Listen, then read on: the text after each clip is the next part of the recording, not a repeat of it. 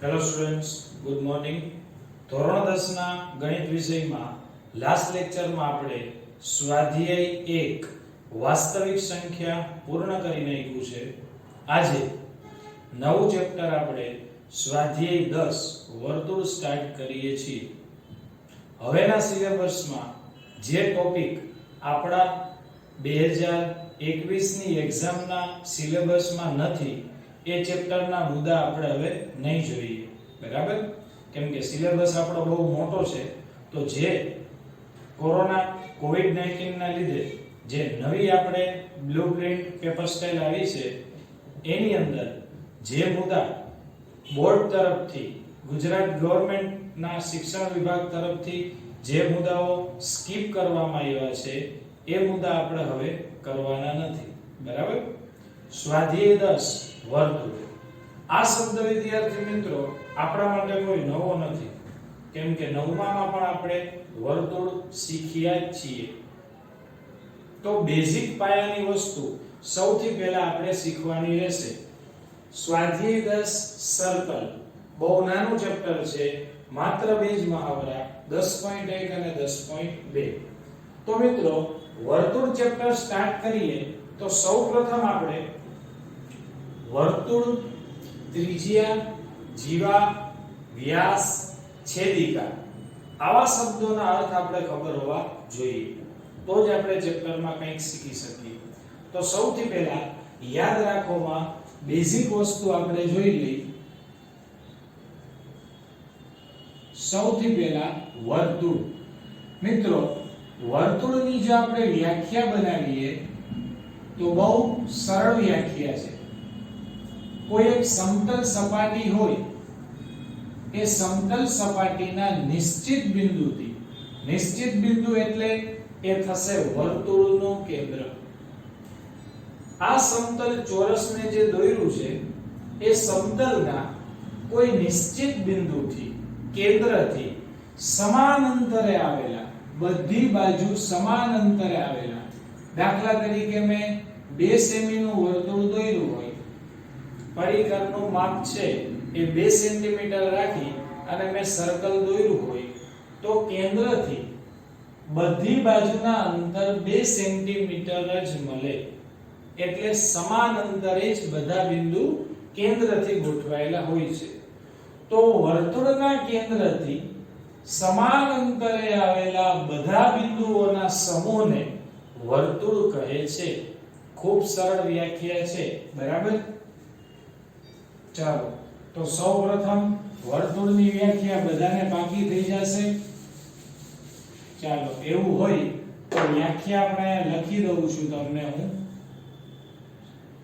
પહેલી વ્યાખ્યા, વર્તુળ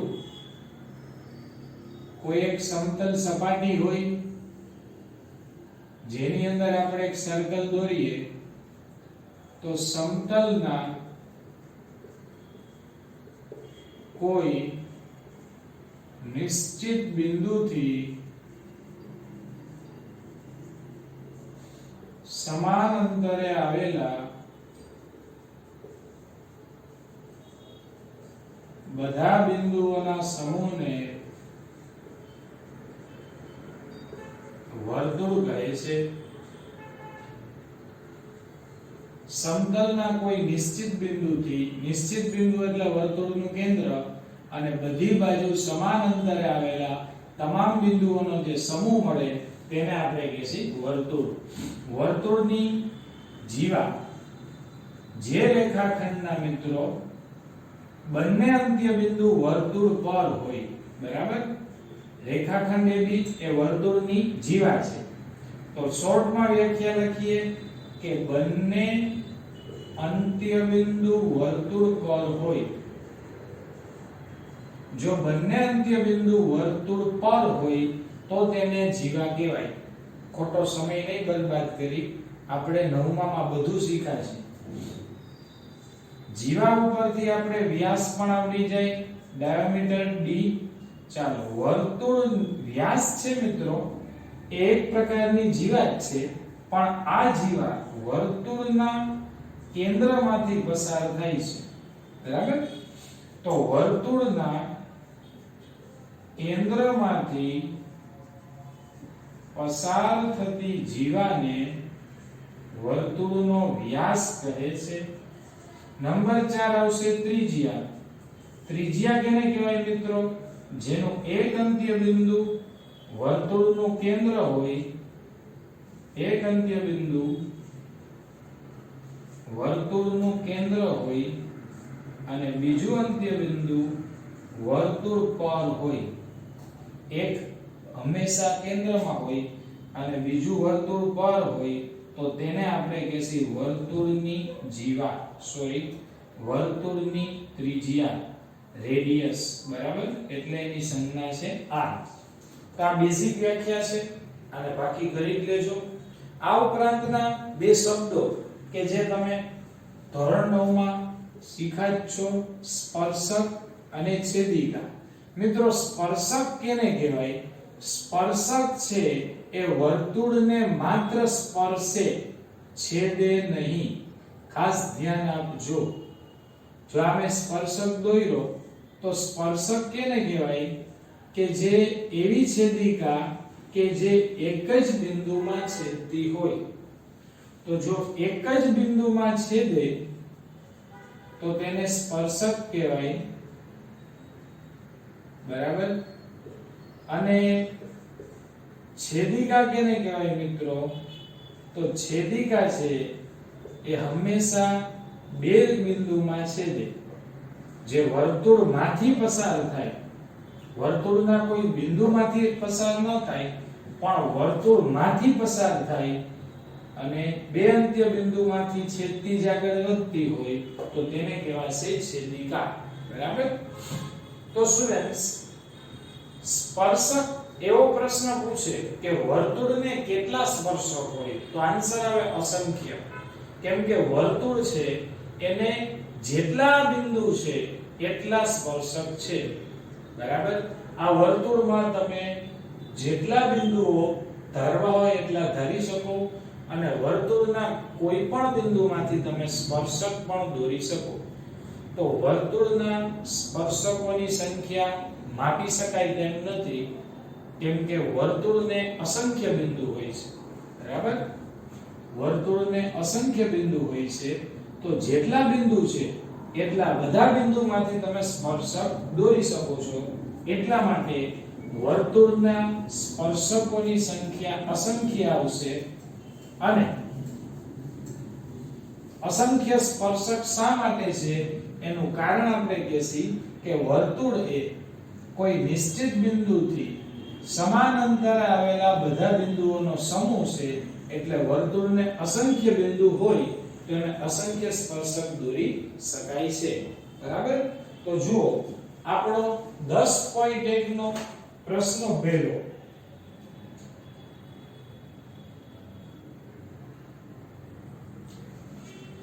એક પ્રશ્ન છે વર્તુળને કેટલા સ્પર્શક હોય છે?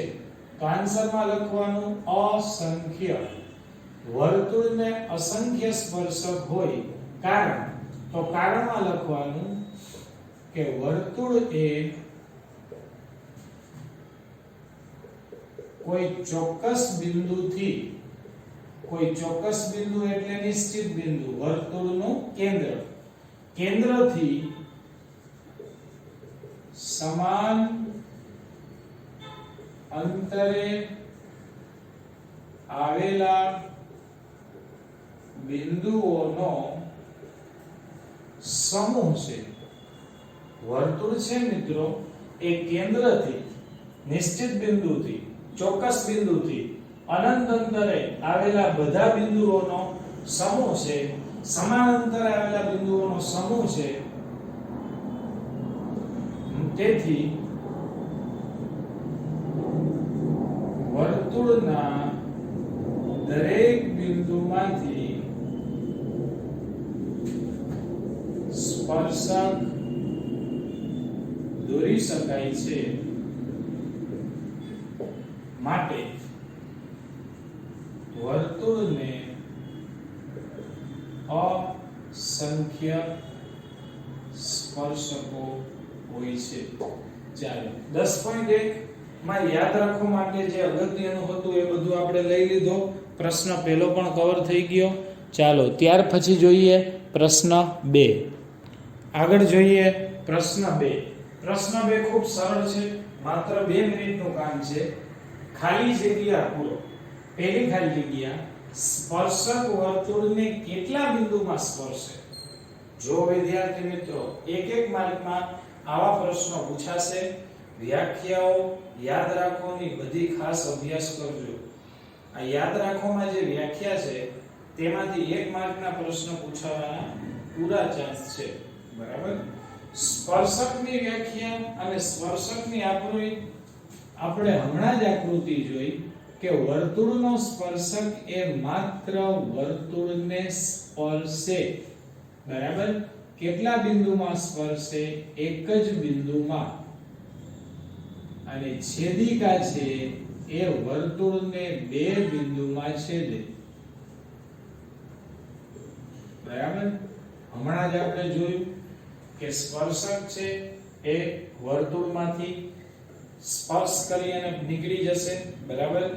તો સ્પર્શક વર્તુળને એક અને માત્ર એક જ બિંદુમાં છેદે છે. સ્પર્શક વર્તુળને એક અને માત્ર એક જ બિંદુમાં છેદે. વર્તુળને 2 બિંદુમાં છેદતી રેખાને શું કહેવાય? ખૂબ સરળ, છેદિકા. વર્તુળને 2 બિંદુમાં છેદતી રેખાને છેદિકા કહેવાય અને વર્તુળને 1 બિંદુમાં છેદતી રેખાને સ્પર્શક કહેવાય. વર્તુળની જે છેદિકા હોય એને સમાંતર હોય તેવા વધુમાં વધુ 2 સમાંતર સ્પર્શક મળે મિત્રો. બરાબર. વધુમાં વધુ 2. વર્તુળ અને સ્પર્શકના સામાન્ય બિંદુને સ્પર્શ બિંદુ કહેવાય. જે બિંદુ વર્તુળનું હોય એ જ સ્પર્શકનું હોય. બરાબર. હમણાં જ આપણે જોયું કે વર્તુળને અસંખ્ય બિંદુ આવેલા છે. જેટલા બિંદુ છે એ પ્રત્યેક બિંદુમાંથી તમે સ્પર્શક દોરી શકો છો. તો જે વર્તુળના બિંદુમાંથી તમે સ્પર્શક દોર્યો હોય એ જે વર્તુળનું બિંદુ હોય એ જ સ્પર્શકનું પણ બિંદુ બની જાય. એટલે એ બેને સામાન્ય બિંદુ તરીકે ગણવામાં આવે છે. તો સામાન્ય બિંદુમાં આવશે સ્પર્શ બિંદુ, જેનું નામ શું છે? સ્પર્શ બિંદુ. ચાલો આટલું બધાને કમ્પ્લીટ થઈ ગયું હશે. હવે જોઈએ પ્રશ્ન નંબર 3. ત્રીજા દાખલાની અંદર ચાલો પ્રશ્ન 3 1 માર્કમાં પૂછી શકાય એવો MCQ છે. તો દરેક વિદ્યાર્થી ધ્યાન પહોંચાડશે. સૌપ્રથમ રકમ મેં આખી અહીં દર્શાવી નથી. ટેક્સ્ટ બુક ખુલ્લી રાખજો. પ્રશ્ન 3 દાખલા 3 ની રકમ ઉપર ધ્યાન આપજો કારણ કે રકમ ખૂબ લાંબી છે. બરાબર. તો સૌથી પહેલા રકમમાં એવું કીધું છે કે 5 સેમી ત્રિજ્યાવાળા વર્તુળના, તો સૌથી પહેલા આપણે એક 5 સેન્ટીમીટરની ત્રિજ્યાવાળું વર્તુળ દોરી. તો વર્તુળની ત્રિજ્યા 5 સેમી છે એ તો નક્કી થઈ ગયું. ચાલો કોકેન્દ્રિત 5 સેમી ત્રિજ્યાવાળું વર્તુળ દોર્યું.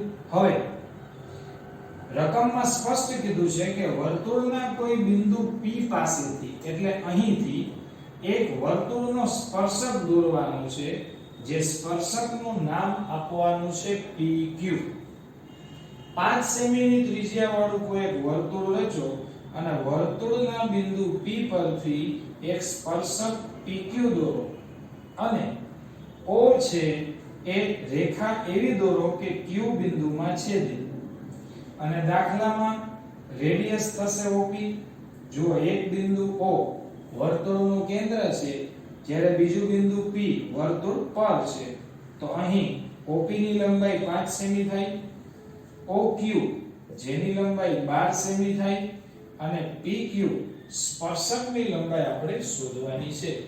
તો અહીં સ્પષ્ટ વાત છે મિત્રો. OP લંબ PQ થશે.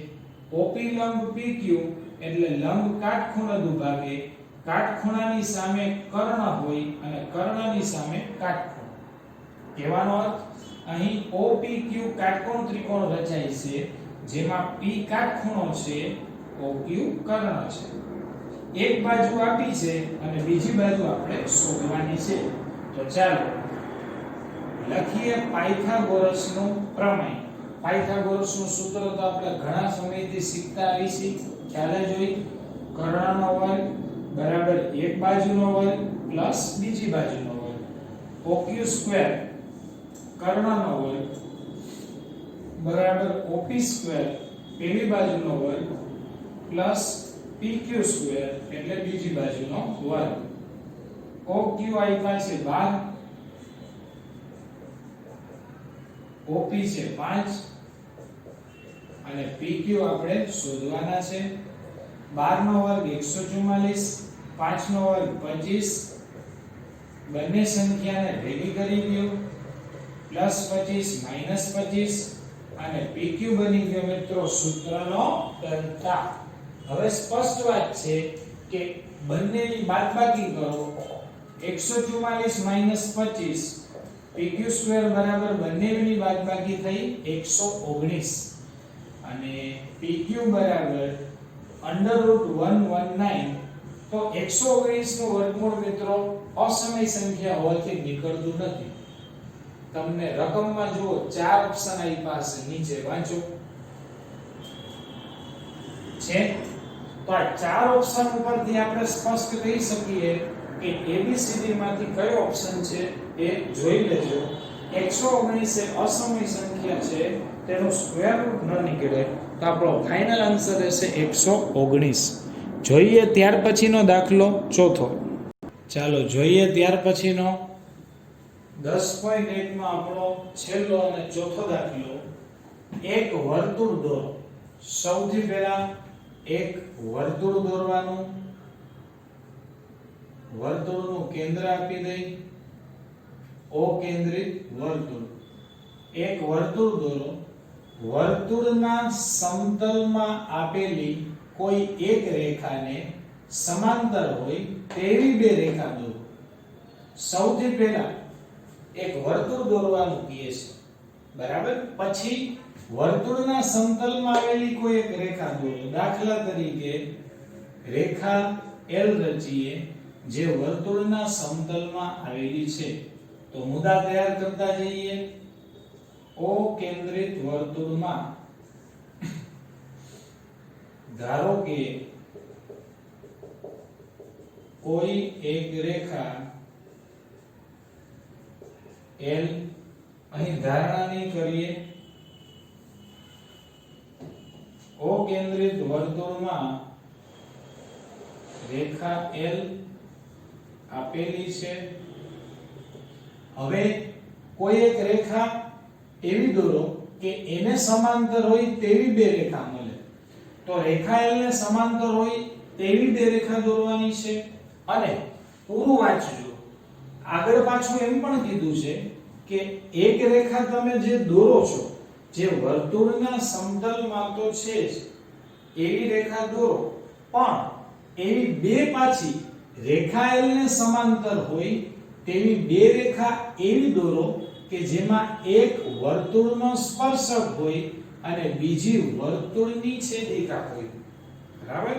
તો સૌપ્રથમ O કેન્દ્રિત વર્તુળના સમતલમાં આપણે એક રેખા L દોરી. હવે આ રેખાને સમાંતર હોય તેવી બે રેખા દોરવાની છે અને તેમાંથી એક વર્તુળનો સ્પર્શક અને બીજી વર્તુળની છેદિકા. તો એક આપણે સ્પર્શક દોરી નાખીએ સૌપ્રથમ. બરાબર. વર્તુળનો સ્પર્શક વર્તુળને એક જ બિંદુમાં સ્પર્શે છે, છેદે છે. બરાબર. L પછી M રેખા. અહીં સ્પર્શ બિંદુનું નામ આપી દઈ P. એક સ્પર્શક થઈ ગયો જે રેખા L ને સમાંતર છે અને એક દોરી નાખી છેદિકા L M અને રેખા N જે વર્તુળને A અને B બિંદુમાં છેદે છે. બરાબર. આ થઈ ગઈ આપણી આકૃતિ. મુદ્દા જોઈ લઈ. રેખા L દોરો. બરાબર. ત્યાર પછી રેખા M એ વર્તુળને એક બિંદુ P માં સ્પર્શે છે માટે રેખા M એ વર્તુળનો સ્પર્શક છે અને બિંદુ P એ વર્તુળનું સ્પર્શ બિંદુ છે. ત્યાર પછી મિત્રો રેખા M એ વર્તુળની છેદિકા છે